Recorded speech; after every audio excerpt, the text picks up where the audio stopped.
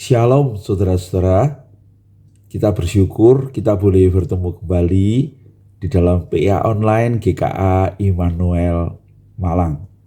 Hari ini kita akan bersama-sama membaca firman Tuhan dari Kisah Para Rasul pasal yang ke-25 ayat 1 sampai yang ke-12. Pertemuan Paulus dengan Festus. Saya akan membacakan bagian ini untuk saudara-saudara sekalian. 3 hari sudah tiba di provinsi itu, berangkatlah Festus dari Kaisarea ke Yerusalem. Di situ imam-imam kepala dan orang-orang Yahudi yang terkemuka datang menghadap dia dan menyampaikan dakwaan terhadap Paulus. Kepadanya mereka meminta suatu anugerah yang merugikan Paulus, yaitu untuk menyuruh Paulus datang ke Yerusalem, sebab mereka sedang membuat rencana untuk membunuh dia di tengah jalan. Tetapi Festus menjawab bahwa Paulus tetap ditahan di Kaisarea dan bahwa ia sendiri bermaksud untuk segera kembali ke sana. Katanya, "Karena itu, baiklah orang-orang yang berwenang di antara kamu turut ke sana bersama-sama dengan aku dan mengajukan dakwaan terhadap dia jika ada kesalahannya." Festus tinggal tidak lebih daripada 8 atau 10 hari di Yerusalem. Sesudah itu ia pulang ke Kaisarea. Pada keesokan harinya ia mengadakan sidang pengadilan dan menyuruh menghadapkan Paulus.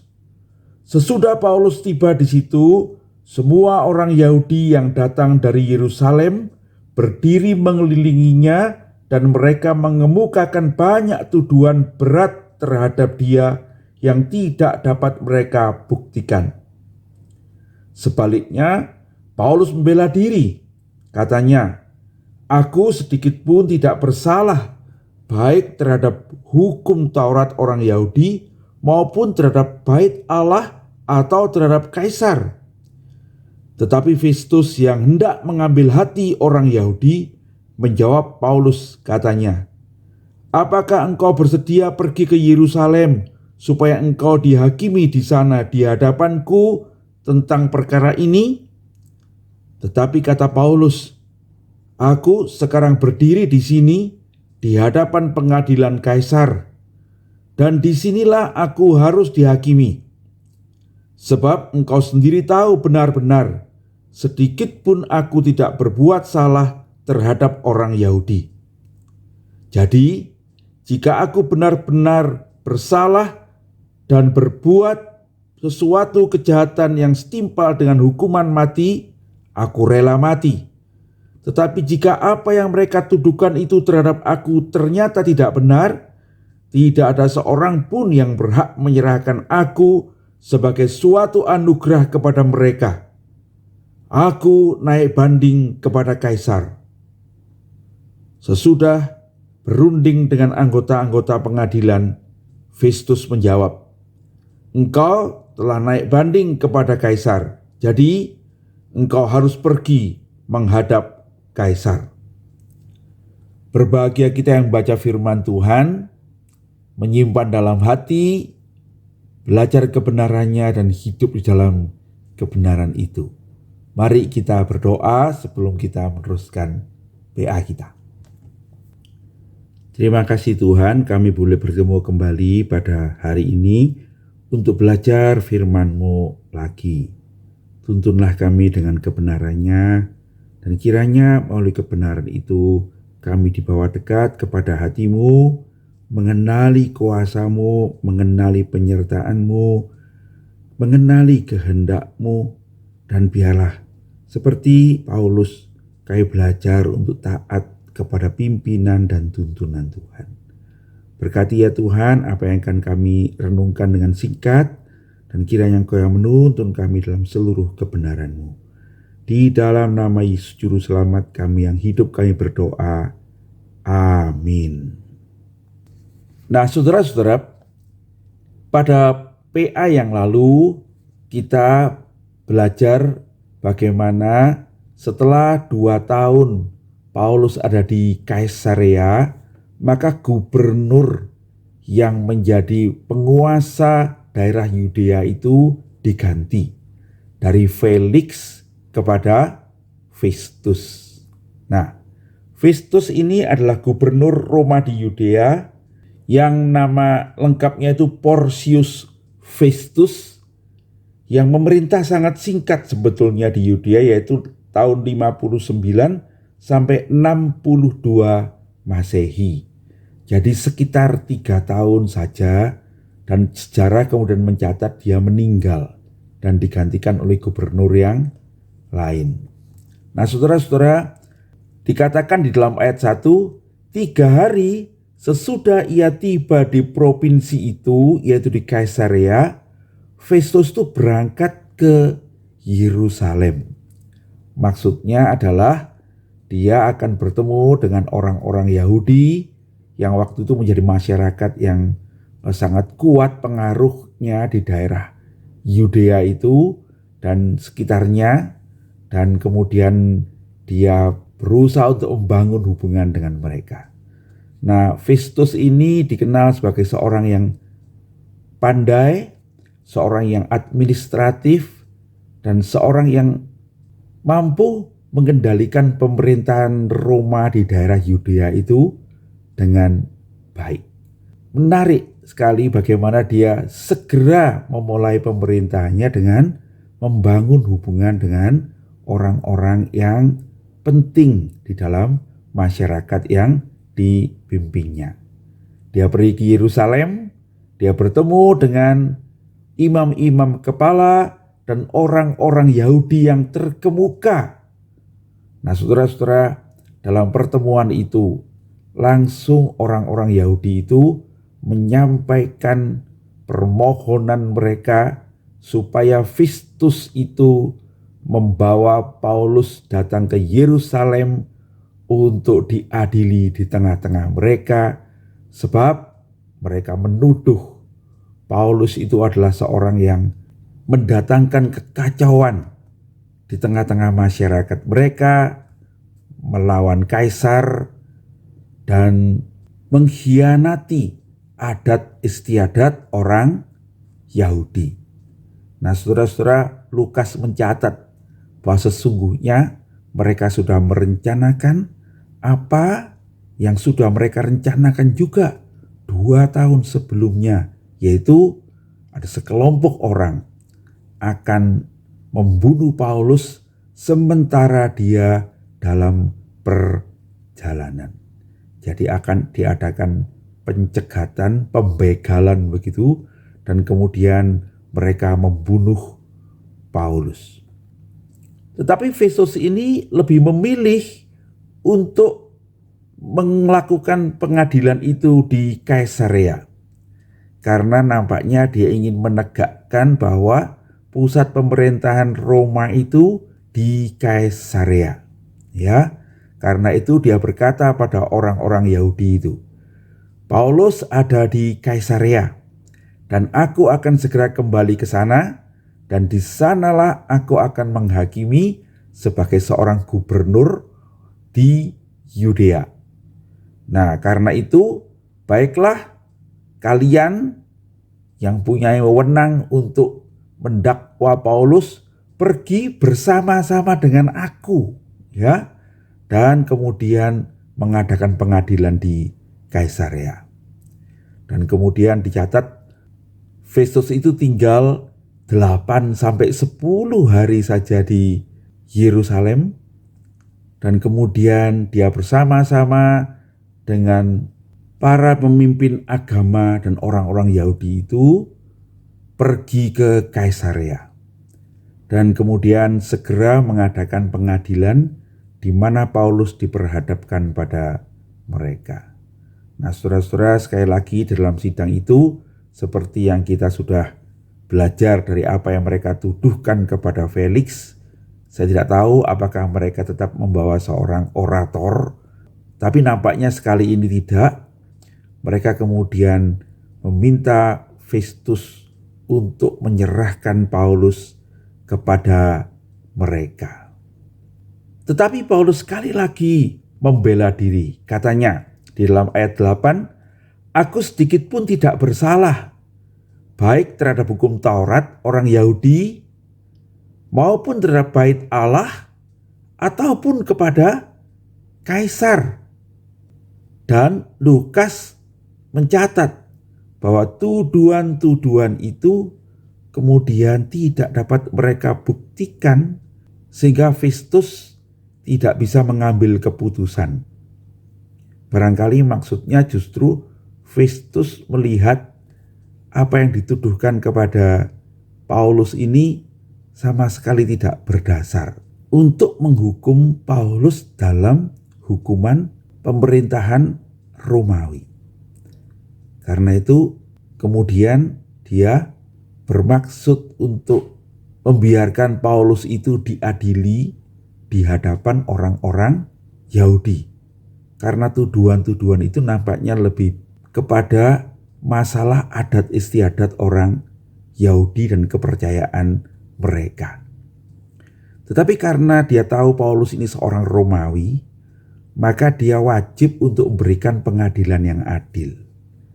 Itu sebabnya dia kemudian menawarkan Paulus untuk mau pergi ke Yerusalem untuk diadili di antara orang-orang Yahudi, tetapi bersama dengan dia mendampingi. Lukas mencatat, saudara-saudara, bahwa Festus melakukan hal itu dengan maksud untuk mengambil hati orang Yahudi. Jadi dengan begitu sebetulnya kita tahu Paulus sebetulnya bisa dibebaskan, tetapi demi menarik dukungan dari orang-orang Yahudi, karena Festus ini adalah gubernur yang baru di daerah itu, dia kemudian bermaksud untuk menyerahkan Paulus sebenarnya kepada orang-orang Yahudi, tetapi dengan cara yang lebih baik, begitu, dengan cara yang lebih terhormat, karena dia tahu Paulus adalah warga negara Romawi. Tetapi Paulus tahu bahwa hal itu membahayakan dirinya, sehingga Paulus berkata, aku ini sekarang berdiri di hadapan pengadilan Kaisar. Dan sebetulnya disinilah aku seharusnya dihakimi. Dan sebenarnya kalau memang aku salah, aku bersedia untuk dihukum mati bahkan. Tetapi jikalau aku tidak bersalah dan kau sudah membuktikan itu bukan, maka tidak seorang pun, kata Paulus, yang berhak menyerahkan aku kepada orang-orang yang akan membunuh aku. Berarti Paulus menyadari, saudara-saudara, apa yang sesungguhnya direncanakan oleh Festus, dan itu membahayakan jiwanya. Paulus kemudian berkata, aku naik banding kepada Kaisar, karena itu adalah hak seorang warga negara Roma. Dia berhak untuk minta pengadilan kepada Kaisar kalau dia harus dihukum mati. Nah, saudara-saudara, dikatakan setelah berunding dengan anggota-anggota pengadilan, akhirnya Festus itu menjawab, engkau telah memakai hakmu untuk naik banding kepada Kaisar. Maka baiklah, engkau akan pergi menghadap Kaisar. Dan dengan keputusan itu dimulailah perjalanan Paulus untuk menuju ke Roma seperti yang dikehendaki oleh Tuhan sendiri. Saudara, apa yang bisa kita pelajari dari PA kita hari ini? Yang pertama, saudara-saudara, saya tidak menyoroti apa yang dikatakan oleh Festus itu.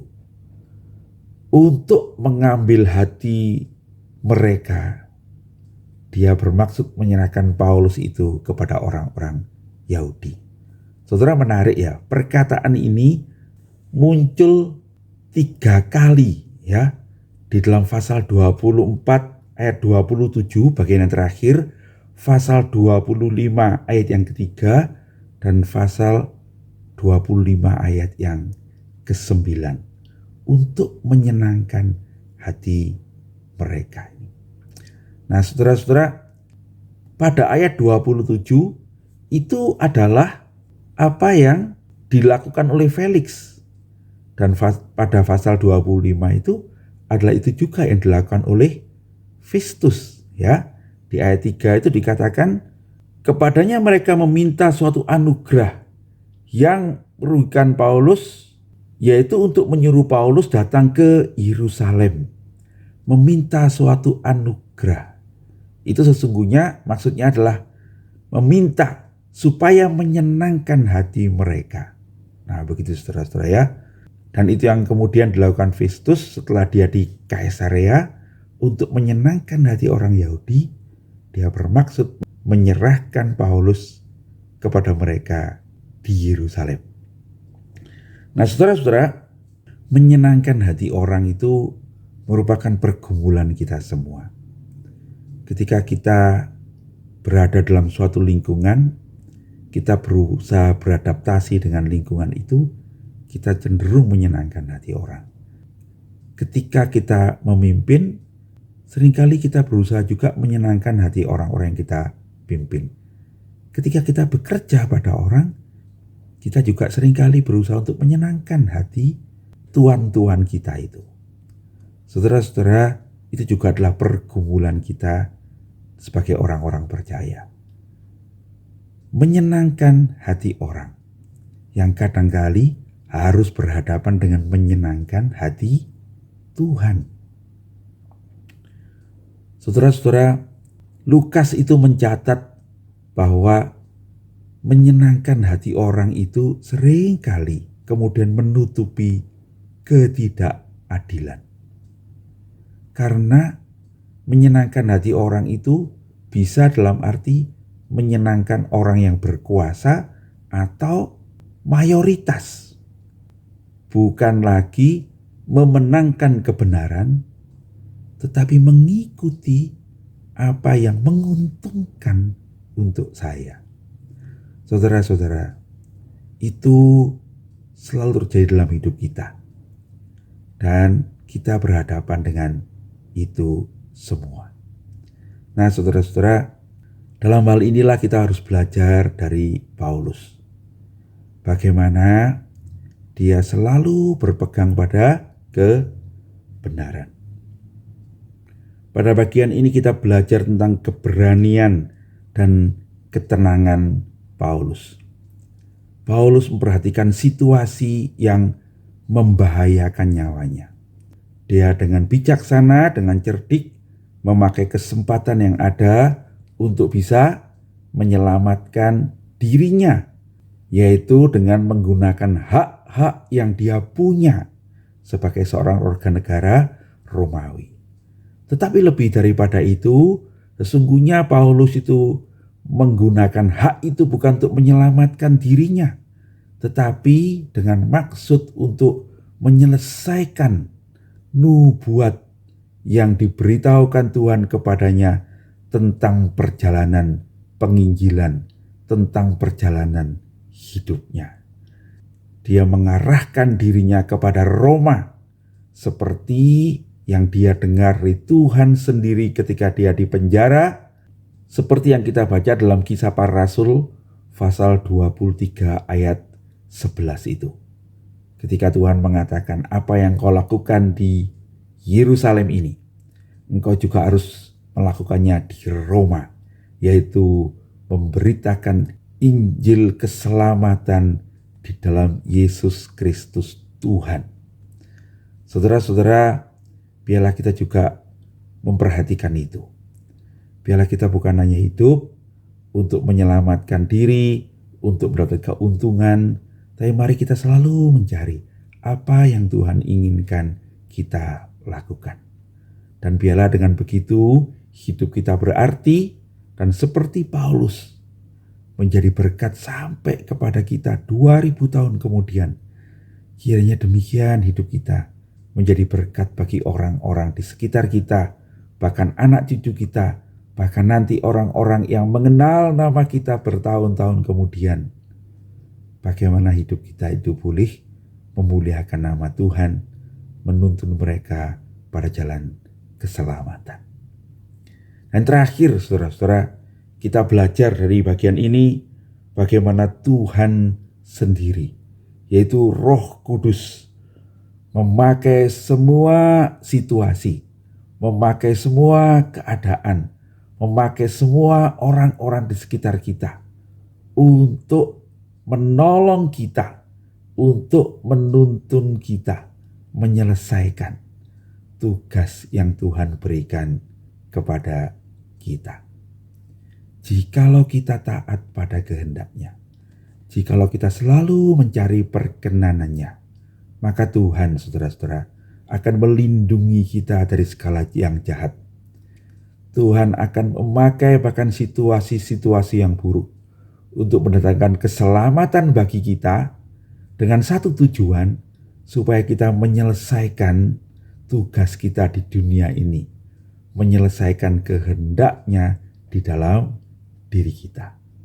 Saudara-saudara, sebab itu yang paling penting ya bagi saya adalah bagaimana kita sebagai orang percaya itu menemukan kehendak Tuhan, maksud Tuhan di dalam hidup kita. Sekali kita menemukan hal itu dan kita berjalan dalam tuntunan itu, maka Tuhan akan menyertai kita, melindungi kita, menuntun kita, mengarahkan kita supaya hidup kita berjalan seturut kehendak-Nya itu. Dan itulah keberhasilan. Itulah hidup yang menjadi berkat. Itulah hidup yang memuliakan Tuhan. Itulah hidup yang akan membuat kita mempunyai pahala di sorga nanti. Saudara-saudara, Paulus mengarahkan diri pada tujuan Allah. Mari kita juga belajar menuntun hidup kita, menemukan tujuan Allah. Kiranya Tuhan menuntun saudara, kiranya Tuhan menuntun kita di dalam kehendak-Nya itu, dan kiranya Tuhan menyertai kita untuk menjadikan kehendak-Nya jadi di dalam hidup kita. Mari kita berdoa. Terima kasih Tuhan untuk apa yang boleh kami baca dan pikirkan hari ini dan renungkan hari ini.